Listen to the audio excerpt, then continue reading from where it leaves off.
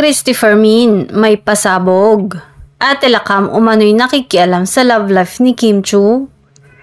Usap-usapan ngayon sa mundo ng showbiz ang naging pahayag ni Christopher Min tungkol kay Kim Chiu at sa kanyang Ate Lakam.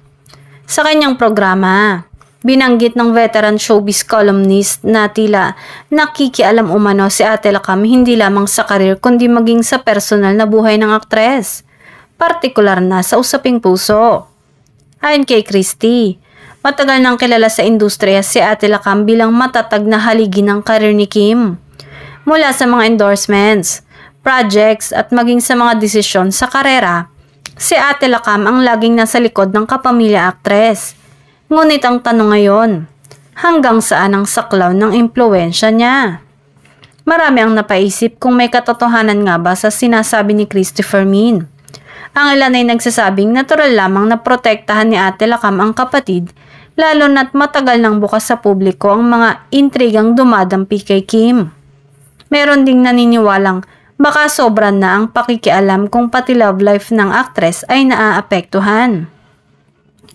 Sa ngayon, nananatiling tahimik si Kim Chiu ukol sa isyong ito. Hindi rin malinaw kung anong partikular na detalye ang tinutukoy ni Christopher Min. Gayunpaman, hindi na bago para kay Kim ang mga ganitong usapin, lalo't matagal na siyang nasa spotlight at sanay na sa mga espekulasyon. Para sa kanyang mga fans, ang pinakamahalaga ay manatiling masaya at matagumpay si Kim Chiu, mapakareer man o personal na buhay.